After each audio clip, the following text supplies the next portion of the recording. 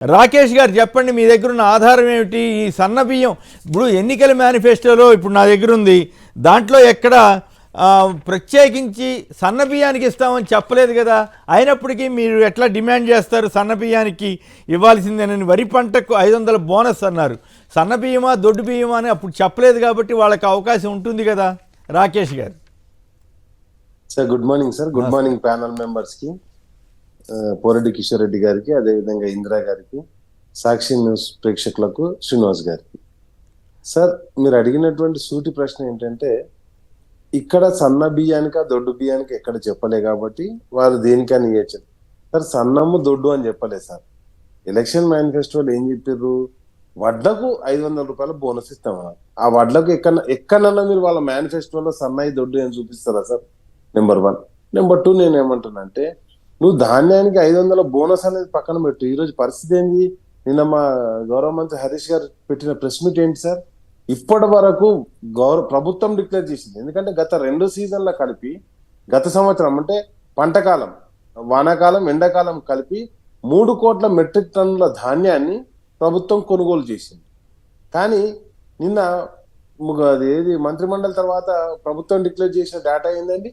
వాళ్ళు వాళ్ళకు పర్చేజ్ చేసినటువంటి ఈ సీజన్ లో, ఇప్పుడు అంటే ఎండాకాలం సీజన్ లో పర్చేజ్ చేసి 38 లక్షల మెట్రిక్ టన్నులు మాత్రమే. గతంలో నాకు తెలిసి ఒక 40 లక్షల మెట్రిక్ టన్నులు, అంటే 2 కలిసి 1 కోటి మెట్రిక్ టన్నుల ధాన్యం కూడా దాటలేదు. అంటే ప్రభుత్వం రైతుల పక్షాన ఏ విధంగా ప్రవర్తిస్తుందో మనకి ఇక్కడ స్పష్టంగా కనిపిస్తుంది. మీరు అన్నారు ఇంతకుముందు 2 పత్రికల గురించి. మేము ఆ 2 పత్రికలు కూడా, ఏది ఆంధ్రజ్యోతి, అదేవిధంగా ఈనాడు, 2 పత్రికలు కూడా కంప్లీట్ గా అంటే ప్రజలకు వ్యతిరేకంగా, ప్రభుత్వానికి, కాంగ్రెస్ ప్రభుత్వానికి అనుకూలంగా, ఇక్కడ కావచ్చు అక్కడ కావచ్చు, అక్కడనైతేనేమో ప్రభుత్వానికి వ్యతిరేకంగా, ప్రతిపక్షాలకు అనుకూలంగా, ఈ 2 పచ్చపత్రికలు మాత్రం మా మీద నిప్పులు చెరుగుతూనే ఉన్నాయి. ప్రజల మీద, మా మీద అంటే మా పార్టీ మీద కాదు, ప్రజల మీదనే. అంటే నేను ఈనాడు వాళ్ళు చాలా బాధపడ్డారు, అయ్యో 2000 కోట్ల భారం పడుతుంది ప్రభుత్వం మీదని.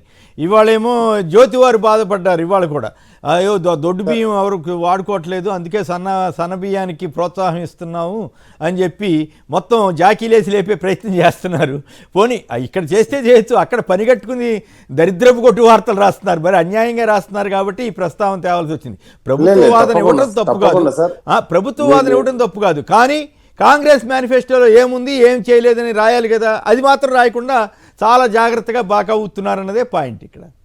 సార్, మీకు ఒక సింపుల్ లాజిక్ చెప్తా సార్. గత ప్రభుత్వంలో లిక్కర్ అమ్మకాలు పెరిగినాయంటే తాగుబోతులను చేసిన రాష్ట్రం అని చెప్పేసి రాసినటువంటి ఇదే పచ్చపత్రికలు ఈ రోజు ఎండలు మండిపోతున్నాయి కాబట్టి బీర్లు చాలా తాగుతున్నారు అని చెప్పేసి రాస్తున్నటువంటి ఈ పత్రికలను సార్, నేను ఏమంటున్నా అంటే ప్రతి ఒక్క విషయంలో, అది ఈ విషయం ఆ విషయం కాదు. గత ప్రభుత్వంలో, మా ప్రభుత్వం ఉన్నప్పుడు వడ్లు తడిచిపోతున్నాయి అంటే ఒకట్లే ఏమాట కాబట్టి మీ ప్రభుత్వం ఉన్నప్పుడు మీకు కూడా బాగానే, అంటే ఆంధ్రజ్యోతి సరిగ్గా తెలియదు కానీ ఈనాడు వాళ్ళు బాగానే బాగా ఊదేరులే. వాళ్ళే నేను అప్పుడప్పుడు చెప్తుండేవాడిని, కేసీఆర్ని ముంచుతున్నారు వీళ్ళే అని చెప్పేవాడిని. సార్, నేను ఏమంటున్నా అంటే ఆ బాకా పత్రికలు అన్న విషయం మీకు కూడా తెలుసు కాబట్టి నేను ఒకటే మాట చెప్తున్నాను. ఈ రోజు స్పష్టంగా మనం అడుగుతున్నది ఏంటి సార్? తడిచిన ధాన్యాన్ని కొనుగోలు చేయడానికి కేంద్రాలకు, ఏది ఐకేపీ సెంటర్లకు అనుమతులు ఇచ్చారంటే ఎక్కడ కూడా అఫీషియల్ గా అనుమతి ఇవ్వలేదు సార్. నెంబర్ 1. నెంబర్ 2 వచ్చేసి, ఇప్పటి వరకు కొనుగోలు చేసినటువంటి ధాన్యం 38 లక్షల మెట్రిక్ టన్నులు అయితే మరి మీరు 3 కోట్లకు ఎప్పుడు చేరుకుంటారు? ఒకవేళ చేరుకోకపోతే నేనేమంటానంటే వాళ్ళు చెప్పిన లెక్కనే తీసుకుందాం. గత సీజన్ లో ఒక 48 లక్షలు కొన్నారు, ఇప్పుడు ఒక 38 లక్షలు కొన్నారు, మొత్తం కలిసి 1 కోటి మెట్రిక్ టన్నుల ధాన్యం అవుతుంది. 1 కోటి మెట్రిక్ టన్నుల ధాన్యం అయినప్పుడు మరి 2 కోట్ల మెట్రిక్ టన్నుల ధాన్యం నష్టపోయినట్టే కదా. నష్టపోయిన పంటకు నష్టపరిహారం కూడా కట్టిస్తా అన్నారు కదా ఈ ప్రభుత్వం. ఏదైతే కరువుతోటో, లేకపోతే నీళ్లు లేకనో, లేకపోతే అక్కడ జరిగిన దానికి మరి ఆ 2 కోట్ల మెట్రిక్ టన్నుల ధాన్యానికి నష్టపరిహారం కట్టిస్తారా? సరే, లేకపోతే ఏదైతే అకాల వర్షాలతో నష్టపోయిన రైతులకు మేము సహాయం విడుదల చేశామన్నాం, ఎవరెవరికి విడుదల చేసారు, ఎక్కడ విడుదల చేసారు, ఒక డేటా. అండ్ నెక్స్ట్ ఇంకొకటి ఏంది, ఇప్పటి వరకు రైతు బంధు ఒక సీజన్ లో దాదాపుగా 7.5 లక్షల కోట్ల రూపాయలు, అంటే 1000 కోట్ల రూపాయలు మనం రిలీజ్ చేస్తాం. మరి ఇప్పటి వరకు రిలీజ్ చేసినటువంటి 7.5 కోట్ల రూపాయలు ఏదైతే రిలీజ్ చేశారో, ఇప్పటి వరకు రైతు బంధుకి ఎన్ని పైసలు రిలీజ్ చేశారో కూడా డీటెయిల్స్ ఇవ్వట్లేదు. అంటే రైతు విషయంలో. అండ్ నెక్స్ట్ వచ్చేసి ఇంకోటి ఏమంటారంటే, ఆల్రెడీ కరెంటు కోతలు ఎప్పటి నుంచో స్టార్ట్ అయిపోయినాయి, మోటార్లు స్టార్టర్లు కాలుతూనే ఉన్నాయి తెలంగాణ పల్లెల్లో. ఈ రోజు మనం అడుగుతున్నది ఒకటే సింపుల్ లాజిక్ సార్. నువ్వు కాల్తలేవు అంటున్నావు కదా, గతంలో ఎన్ని ట్రాన్స్ఫార్మర్లు కానీ ఇప్పుడు ఎన్ని ట్రాన్స్ఫార్మర్లు రిపేర్కి వచ్చినాయి, మీ దగ్గర ఎలక్ట్రిసిటీ డిపార్ట్మెంట్ దగ్గర డేటా ఉంటుంది కదా, ఆ డేటా బయట పెట్టుర్రు. కాబట్టి ఎక్కడికక్కడ గ్రామాల్లో ఉన్నటువంటి సమస్యలన్నింటినీ కొన్ని పత్రికల ద్వారా మేనేజ్ చేయడానికి ప్రయత్నం చేస్తుంది తప్పితే సమస్యలను అడ్రస్ చేయడానికి కాంగ్రెస్ పార్టీ ఎక్కడ కూడా ప్రయత్నం చేయట్లేదు. కాంగ్రెస్ పార్టీ ఎంతసేపు ఏం చేస్తుందంటే కేంద్రంలో ఉన్న కాంగ్రెస్ పార్టీకి వాళ్ళకి నిధులు సమకూర్చే పనిలో, అదే విధంగా వాళ్ళకు ఒక్కొక్కరు ఒక్కొక్క ట్యాక్స్, ఇంతకుముందు మీరు అన్నట్టుగా ట్రిపుల్ ఆ ట్యాక్స్ ఒకరు కడితే, యూ ట్యాక్స్ ఒకరు కడితే, ఈ విధంగా వివిధ రూపాల్లో ట్యాక్సులు కట్టే ప్రయత్నంలో ఉన్నారు తప్పితే ఎక్కడ కూడా ప్రభుత్వం అయితే అట్లాగా సరే, ఆ ఇష్యూలోకి మళ్ళీ వెళ్దాం ఆ ఇష్యూలోకి. ఇప్పుడు పాయింట్ ఏంటంటే ప్రధానంగా మల్లుబట్టి గారు ఏం చెబుతున్నారంటే సన్న బియ్యంతో మొదలు పెడుతున్నాం అన్నారు. సరే, నిన్న క్యాబినెట్లో పొంగులేటి గారు ఆ విషయం స్పష్టంగా ఏం చెప్పలేదు కానీ, బట్ ఈయనైతే కొంచెం ఇది ఇచ్చాడు, ఇప్పుడే స్టార్ట్ చేస్తున్నాం దాంతో అన్నారు. తుమ్మల నాగేశ్వరరావు అయితే నాశనం చేసిన బీఆర్ఎస్ ఇప్పుడు రోజు కాంగ్రెస్ మీద పడి ఆడవటం తప్ప ఇంకేం చేయట్లేదన్నారు. మరి ఎందుకు అట్లా మీరైనా రోజు వాళ్ళ మీద పడి గొడవ చేయటం ఎందుకు? సార్, మేము ఎక్కడ కూడా వాళ్ళ మీద గొడవ చేయట్లేదు సార్. మనం అడుగుతుంది ఏంటంటే ఒక 5 సంవత్సరాల కాలంలో ఒక ప్రభుత్వానికి 10 పంటలు వెళ్తాయి సార్. 2 పంటలకు నువ్వు బోనస్ ఏమి ఇయ్యాలి, కనీసం ధాన్యాన్ని కూడా కొనుగోలు చేయాలి. ఇంకా నీకు మిగిలిన ఎంత, నా చేతిలో 4 పంటలు అంటే ఈ 2 పంటలకి అంటే 8 పంటలు ఉంటాయి. ఆ 8 పంటలల్లా ఎప్పుడు దేనికి ఇస్తాం అనేది.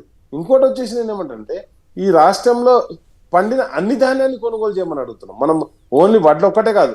అంటే వాళ్ళు చెప్పలేదు కదా, మేము పలానా ధాన్యం కొంటామని ఏమి చెప్పలేదు కాబట్టి వాళ్ళకి అవకాశం ఉంటుంది కదా సార్. నేను ఏమంటున్నా అంటే వడ్లు కొంటా అన్నారు కానీ ఈ ధాన్యం కొంటా ఆ ధాన్యం కొంటా అని చెప్పలేదు సార్. సరే, వాళ్ళు చెప్పనివ్వండి సార్. మేము ఇప్పుడు ప్రభుత్వం వాళ్ళది ఉన్నప్పుడు వాళ్ళు ఎట్లయినా నాలుక మడత పెట్టాలని పెట్టుకోనివ్వండి, మనం వద్దంటలేం. కానీ రైతుల పక్షాన పోరాడాల్సిన బాధ్యత ప్రతిపక్ష పార్టీలుగా మా మీద ఉంటది కాబట్టి మేము తప్పకుండా ప్రజల పక్షాన పోరాటాన్ని కొనసాగిస్తామని చెప్తున్నాం. తప్పకుండా ప్రశ్నించడం జరుగుతుంది సార్. మేము ఏమంటున్నాం అంటే ఈ ఎలక్షన్ మేనిఫెస్టోలో మీరు పెట్టుకున్నటువంటి 420 420 హామీల గురించి మేము అడగట్లేదు ఇక్కడ. ఎప్పటికప్పుడు మొన్న ఏం అడిగినాం, ట్యాంకర్లు అన్నింటినీ గవర్నమెంటే సప్లై చేయాలన్నాం, వాటర్ ట్యాంకర్లు. అదే విధంగా డ్రింకింగ్ వాటర్ అందించాలన్నాం, సాగునీరు మనం కోరుతూనే నెక్స్ట్ ఇంకా 100 ఏళ్ళే వాళ్ళ మేనిఫెస్టో కాదు కదా సార్, రెగ్యులర్ డైలీ వారీ జరిగేటువంటి. ఈ రోజు వర్షానికి అడ్లు తడిచినాయి, అడ్లు కొంటలేరు. ఇప్పుడు నేను ఏమంటున్నా అంటే మీరు ఎక్కడ కొంటారో చూపెట్టండి, ఎక్కడ తడిచిన దాన్ని కొనుగోలు చేసారు ఆ లెక్క కూడా బయట పెట్టచ్చు కదా సార్. ప్రభుత్వమే కదా కొనుగోలు చేస్తుంది. కాబట్టి ఎక్కడ కూడా డేటా ఇవ్వట్లేదు. అది మొత్తం కూడా ప్రజలకు వ్యతిరేకంగా కాంగ్రెస్ ప్రభుత్వం నడుస్తుంది. ఓన్లీ ఢిల్లీకి అనుకూలంగా, ఏఐసిసి ఆఫీస్ కి అనుకూలంగా ఇక్కడ ప్రభుత్వం నడుస్తుంది తప్పితే ప్రజల పక్షాన్ని ఎక్కడ కూడా నడవట్లేదు. రైట్.